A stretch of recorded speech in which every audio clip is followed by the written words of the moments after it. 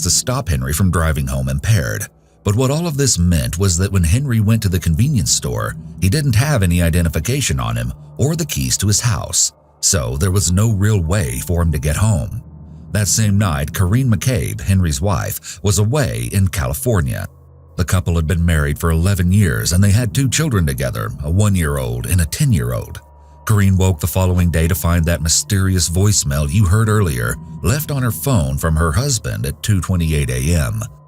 The voicemail appears to be an accidental pocket dial and is almost entirely undecipherable noises, including growls and grunts for 2 minutes straight. For an unknown reason, just a short fragment of Henry's last voicemail has ever been publicly released, and only those close to the case have heard the entire 2 minutes. Though this hasn't been verified, some have speculated that Henry's family requested that the full voicemail not be shared with the public. The only clear sound is a voice that cuts through to say, "Stop it." Then the call ends. No one has heard from Henry since. He was officially reported missing the next day. Considering the odd circumstances, the police determined that his disappearance was highly suspicious. Immediately, investigators and volunteers began tracing the possible routes Henry may have taken from the convenience store, but they didn't find Henry or any clues about what happened to him. Since he was last seen just after 2 a.m. and the voicemail was left at 2:28, whatever happened to Henry during the voicemail was just moments after Kennedy dropped him off. With that in mind, and the fact that he was on foot, there should have been some clue to his fate near the convenience store, but nothing turned up. The next step was to try and trace the pings of his cell phone. It was uncovered that his phone had pinged off towers in Spring Lake Park, Fridley, and New Brighton, which somewhat narrowed down the search. Despite this development, it seemed like Henry had simply vanished into thin air. He didn't turn his phone back on, there was no activity in his bank account, and he never tried to contact his work, friends, or family. So, the only real clue investigators had was that strange voicemail. Corinne was sure that some of the sounds she heard had come from her husband because she recognized his voice, but the other noises, well, that's all up for debate. Some were certain they heard a gunshot in the background of the call. Had Henry been shot and killed? If so, by who? Something else was apparent in the voicemail, a single word, a name, Papus, which was a nickname for Henry's friend Kennedy. The question was, had Henry been calling for help from his friend, or was there something more sinister afoot? Everything changed in November 2015, about 8 weeks after Henry had gone missing. A recreational kayaker on Rush Lake in New Brighton made a gruesome discovery. While on the water, the kayaker noticed a human body floating near some brush. Because the body was found near one of the locations marked by investigators looking for Henry, they were contacted when the body was found. The body appeared to have been in the water for some time, but following an investigation by the medical examiner, it was positively identified as Henry McCabe. What might be the strangest twist of all is that the medical report said that Henry's death did not appear to be suspicious because there were no signs of trauma or foul play. Despite the voicemail, there were no gunshot wounds or injuries of any kind, but his exact cause of death was still undetermined. Although this was puzzling, what was most confusing was the question of how Henry actually got to the lake, especially on foot. The lake where he was found is at least 6 miles from where he was dropped off at the store, which would easily take over an hour to walk. Since Henry was drinking that night, it likely took much longer. This is, of course, possible, except that the voicemail caught the sound of moans and screams just a short 20 minutes after he was dropped off.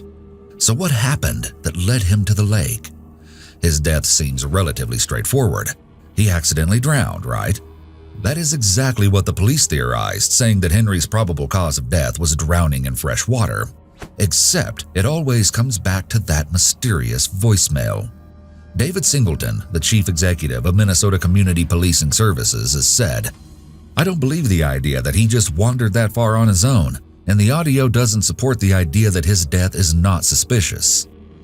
The voicemail was sent to the FBI to aid in the analysis and to try and clean up the audio, but no helpful information ever arose. As investigators continued looking into the case, they found that they had one of the most crucial details wrong from the beginning. It turns out that the location Kennedy gave for where he dropped Henry off was actually incorrect. The police found video surveillance that showed it was a Holiday gas station at a different location and not a Super America. Slight difference, right? And an easy mistake to make. Especially after a night of partying, except that this kind of detail meant everything in Henry's case. There might have been evidence at the correct location if the police had been looking at the right spot from the beginning. The actual gas station Henry was dropped off at was about 3 miles away from where investigators originally thought. It was much farther from his house, but closer to where his body was discovered. Still, it was likely about a 4-mile walk from the Holiday gas station to Rush Lake, which wouldn't have been an easy feat for Henry.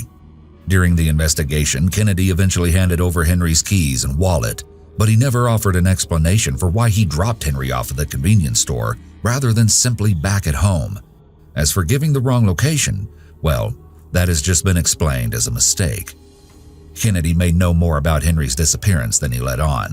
The fact that he didn't give any kind of explanation as to why he left Henry at the gas station instead of taking him home is a red flag. Most people who are the last person to see a missing person alive, especially when it's a friend, would want to do everything possible to help with the investigation. It's possible that giving the wrong gas station location was a genuine mistake, but it's also possible that it was done on purpose to mislead police. If Kennedy really was concerned enough that he took Henry's keys to stop him from driving under the influence as he claimed, it seems highly questionable that he would then leave him miles from home, with no money or identification. Unfortunately, with no additional information, we can only speculate about what happened. The bizarre voicemail does suggest that there is much more to this case than an accidental drowning. But Kennedy wasn't the only person who may have misled investigators, whether accidentally or not. The Minnesota Community Policing Services initially offered a $10,000 reward for information about Henry's case, but they removed it after a falling out with Henry's wife, Corrine. Singleton alleged that the decision was made because of, quote, her willingness to mislead the public and this committee. The exact alleged misleadings have never been publicly released, but Corrine has maintained that she has been honest with the police throughout the investigation. With such little information, there are multiple theories about what happened to Henry, and some are more plausible than others. Investigators have looked into the possibility that Henry's death was an accident, or that he'd intentionally taken his own life by drowning. His wife has said that she doesn't buy that idea, saying, I don't think somebody would just drown himself. Somebody was inflicting harm. However, other theories, mostly shared online on Reddit, are that Henry's death was caused by an animal attack, or that the growling on the voicemail was really the sounds of screaming from underwater or gurgling. Others think that the clicking noise is a taser gun, and that the voice may be garbled because Henry had just been tased. All of this is guesswork, but with so many questions still remaining in the case, namely what was really happening during that eerie voicemail, people can't help but wonder about the truth. And the truth is something that we just may never know. With that, let's move on to our second case of the day, one that's a good reminder that sometimes things aren't always as they seem, because sometimes they are much, much worse. On the evening of November 27, 2010, a Royal Canadian Mounted Police officer was sitting on the back roads near Vanderhoof, British Columbia, Canada, when they noticed a vehicle speeding out of a remote logging road. This was especially odd because the area was known to be quiet, especially at 9:45 p.m. There was no reason for a truck to be speeding, so following a hunch, the officer pulled the truck over in a routine traffic stop. But what happened next was nothing close to routine. The driver was 20-year-old Cody Lejbakov. He likely would have been let off with a warning for speeding, except for one thing. When the officer approached the truck, they saw what looked like a smear of blood on Cody's face. But that's not all. There was also blood on Cody's legs and what looked like a pool of blood in the truck. The Fourth Amendment's protection against unlawful search and seizure prohibits arbitrary vehicle searches by police. If the police search your car without a warrant, your permission, or a valid reason, they're violating your constitutional rights. However, there are some situations in which police can search a car without a warrant or your consent. When it comes to vehicle searches, courts generally give police more leeway compared to when police are attempting to search a residence. This is because under the automobile exception to the search warrant requirement, courts have recognized that individuals have a lower expectation of privacy when driving a car than when they're in their homes. Police can conduct warrantless searches of your vehicle under the following circumstances. You've given the officer consent to do so. The officer has probable cause to believe there is evidence of a crime in your vehicle. The officer reasonably believes a search is necessary for their own protection, a hidden weapon, for example, and if you've been arrested and the search is related to that arrest, such as a search for illegal drugs. Seeing the blood, the officer called for backup, and he was joined by a second officer. Together, they searched the truck, where they also found tools that looked like they were covered in blood. But here's the thing. Cody immediately told the officers what had happened. He had a perfectly reasonable, if illegal, explanation for the blood and his speeding. Cody said he had just been poaching and killed a deer by clubbing it to death. He was speeding away from the crime when he was pulled over. When officers asked him why exactly he clubbed a deer to death, he reportedly said simply, "I'm a redneck, that's what we do for fun." Unsurprisingly, Cody was arrested under the Canada Wildlife Act for poaching. But something was missing. There was no deer carcass in Cody's truck, as one would expect with a poacher, because that was the whole point, wasn't it? So, where was the deer? A conservation officer who had experienced tracking animals was called in to find the deer while Cody was taken into custody. The officer began tracing the tire tracks of Cody's truck back up the remote side road he'd been fleeing from. There, in the fresh snow, he found footprints. As he followed the tracks, he expected to find the body of a deer, but instead, he stumbled upon something he never expected to see. Partially buried near a gravel pit was the body of a young woman. The girl's pants had been pulled down, and she appeared to have injuries to her head. She was already dead by the time the officer found her. It was 15-year-old Lauren Dawn Leslie. The teen was legally blind as she didn't have any vision in one of her eyes and only about 50% vision in the other. Lauren's body was left near a highway known in Canada as the Highway of Tears, an area notorious for young women going missing or being killed. Following an autopsy, it was confirmed that Lauren had died from blunt force trauma to her head and blood loss from her wounds. If there was any doubt that Cody had been fleeing from the area of Lauren's body, investigators reportedly found a monkey backpack inside his truck, as well as a wallet with a children's hospital card that had the name Lauren Leslie on it, a pair of glasses that belonged to Lauren, Lauren's phone, and a ring her father had made for her with all the birthstones of their family. At first, Cody explained that he'd found Lauren by accident, already dead, while he was out poaching in the woods. But this wasn't true. Police checked his phone and realized that not only had they known each other before he found her body, but that Lauren and Cody had exchanged text messages back and forth, planning to meet up that very night. The two had met on the social media site Nexopia, where Cody messaged Lauren first. After chatting for a bit, they exchanged phone numbers before they agreed to meet in person. That evening, before meeting Lauren, Cody bought a 4-pack of Kahlua mudslides, a 4-pack of White Russians, and a pack of cigarettes. Keep in mind, Lauren was 15 and it was not legal for her to consume alcohol. Providing alcohol to a minor is typically punished as a misdemeanor offense. However, the crime may also be considered a felony depending on the circumstances of the case and the state or country in which it occurs. The difference between a misdemeanor and a felony offense typically rests on whether anyone was seriously injured or killed as a result of the illegal supplying of alcohol. Felony offenses can also result when a person has committed repeated offenses. When presented with this information, Cody changed his story, admitting that they had hung out together. He claimed the two had engaged in what he described as consensual intercourse, though of course, with Lauren being a minor and Cody an adult, this couldn't be consensual. Their text messages also contradicted Cody's story. Just before they actually met, Cody told Lauren not to tell anyone that they were going to hang out, and she replied in a text, "Well, we're just hanging out, right? Nothing inappropriate," which contradicted Cody's claim they had a consensual encounter. But none of this actually explained how Lauren died and ended up being left down a lonely logging road. Cody once again told the police another story. As you'll see, it would turn out that he told a lot of stories. This time, though, he said that as they drove down the road where her body was found, Lauren suddenly became agitated. He claimed she was so worked up that she started hitting herself with a wrench from his truck and then stabbed herself with a knife in an attempt to take her own life. Cody said that after hitting herself, Lauren got out of his truck and disappeared from his view. He found her lying on her stomach with a knife next to her. She was still alive but appeared to be dying, so he claimed that he struck her twice in the head with the wrench to put her out of her misery. What a nice guy. Then he just left her body there and sped away. The discovery of Lauren's body opened up a whole other investigation that no one saw coming.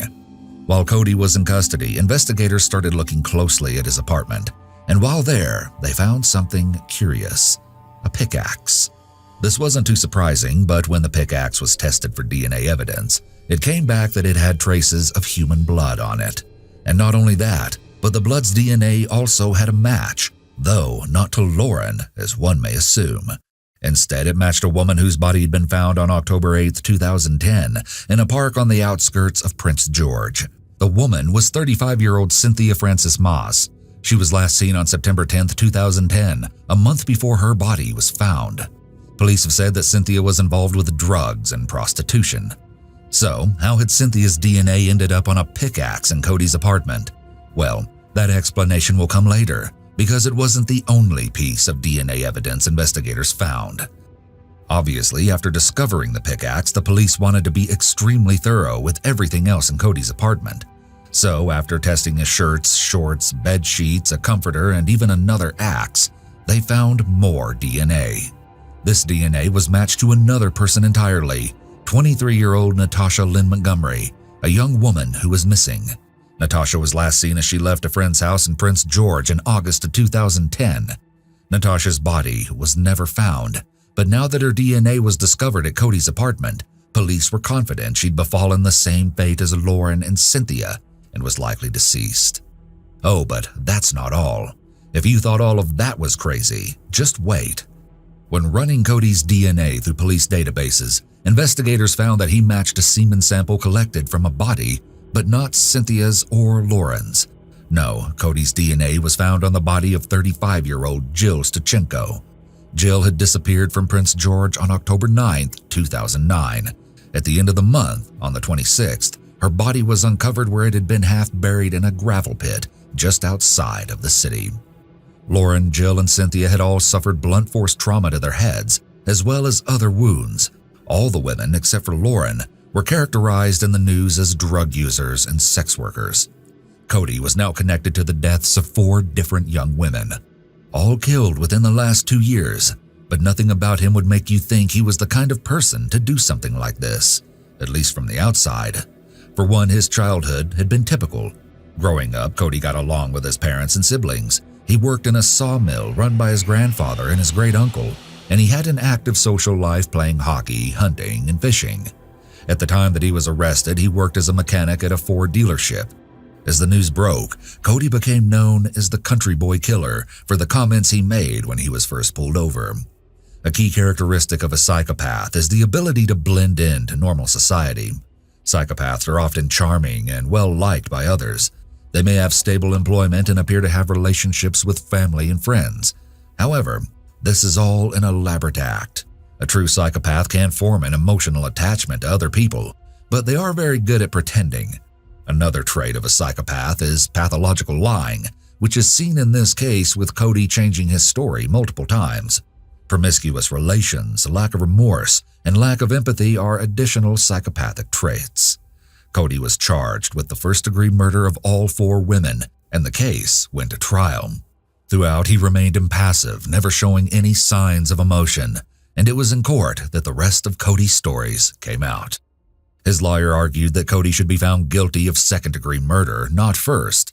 This was because Cody freely admitted that he was involved in the deaths of the 3 women. He stuck to his story about Lauren, claiming she went flying off the handle that night and had been the one to take her own life while in his truck. Failing to accept responsibility for one's actions is another psychopathic trait. For the other 3, Cody argued that he wasn't the one who did the actual killing. Instead, he said that it was a drug dealer and 2 other accomplices who killed each of the women on different occasions, but he refused to name them because he was afraid of retribution if he did. Even when the judge threatened that he would be held in contempt of court if he didn't say who the other men were, Cody refused. Apparently, he didn't want to be labeled as a rat while in prison and told the court that revealing their names was just not in the cards. There is no legal obligation to snitch on your accomplices. However, a defendant could be charged with contempt of court if they agreed to disclose information in accordance with a plea agreement and then refused to do so. Even though he never named the alleged real killers, Cody still told the court a few tall tales. In one, he said that after a party, Jill had stayed to hang out at his apartment with a few other people. He said that as they were in another room, an unnamed person told him that Jill had to be killed because she owed a lot of money. Cody, who said he tried cocaine for the first time that night, claimed to have just handed the person a pipe from his toolbox and then simply watched as this other person hit Jill in the head with it and then choked her to death. Cody alleged that his only involvement was breaking Jill's cell phone in half, carrying her body with this other person into his truck, and then dumping her corpse. Then, as if this was a perfectly normal evening, he just carried on like nothing happened, cleaning his apartment to get rid of the blood, which he struggled to get out of the couch and carpet, and then went to Thanksgiving with his family the next day. Yeah, all sounds like it adds up, right? And guess what? Apparently almost this exact same thing happened a year later, or so Cody claims. This time, it was Cynthia Frances Moss who was killed by an unnamed someone else. These stories are likely further examples of Cody's pathological lying. As it turns out, no one bought his wild stories or his claim that someone else had done all the killing, and he just happened to be there every time.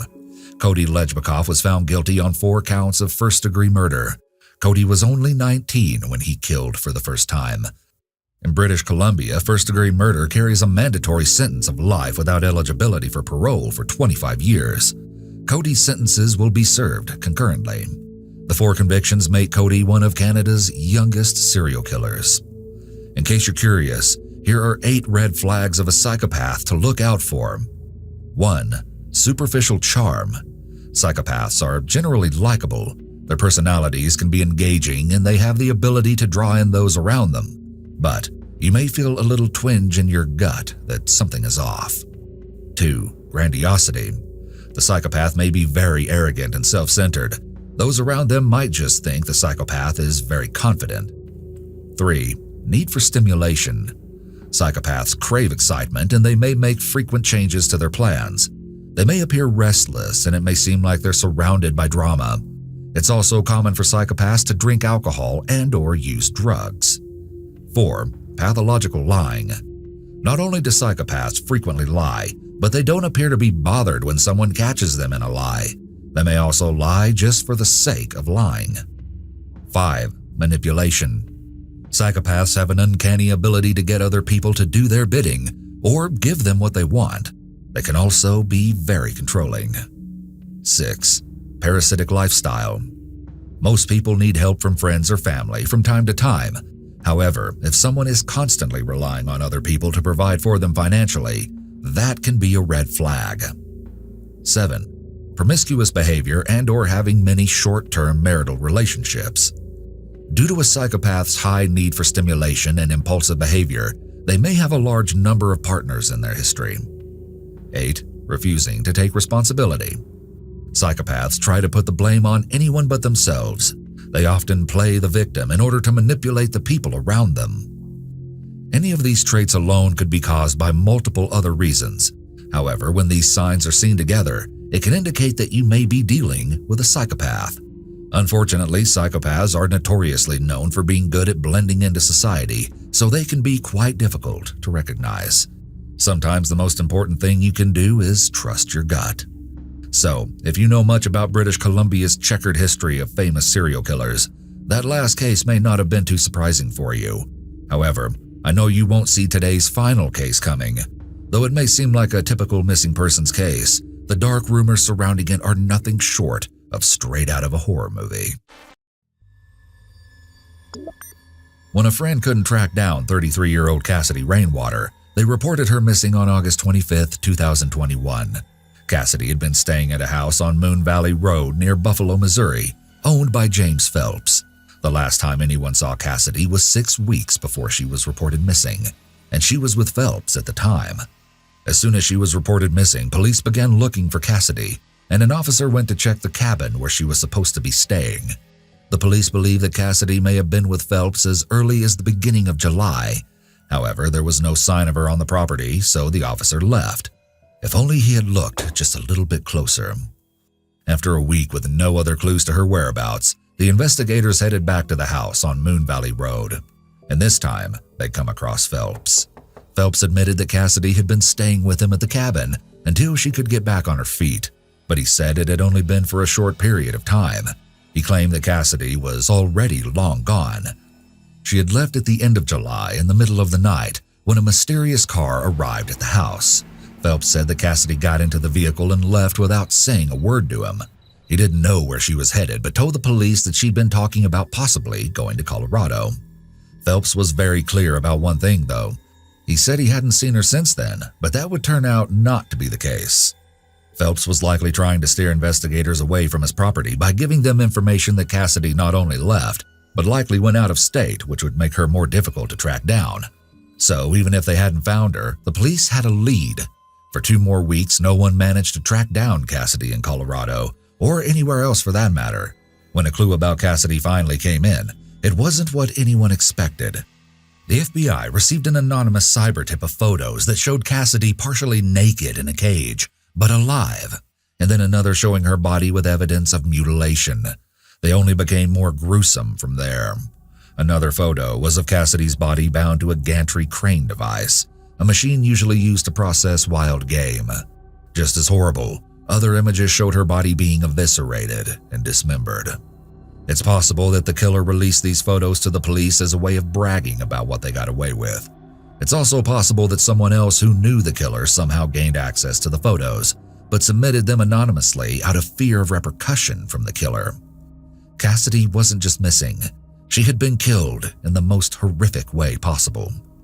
A few days after the photos were received, James Phelps and another man, Timothy Norton, were arrested and charged with the felony kidnapping of Cassidy. In the following weeks, skeletal remains were uncovered in Phelps' cabin. The body was determined to be Cassidy.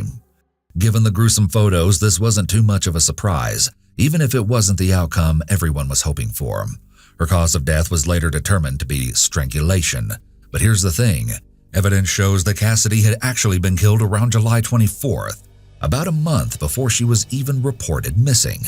And that's not all. Investigators claim they found the same scene from the photographs of Cassidy at the Moon Valley Road property: a gantry crane, a cage, and what appeared to be blood.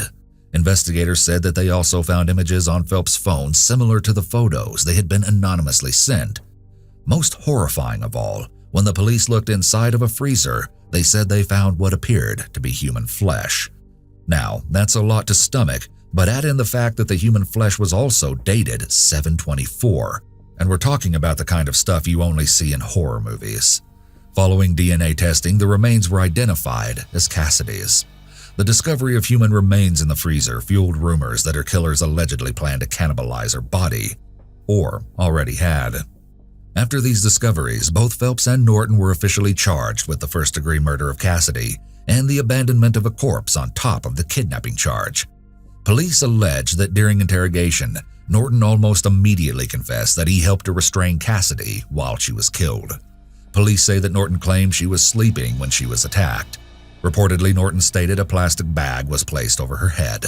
At the same time, he physically restrained Cassidy by holding her down for a substantial period of time, while Phelps allegedly strangled her.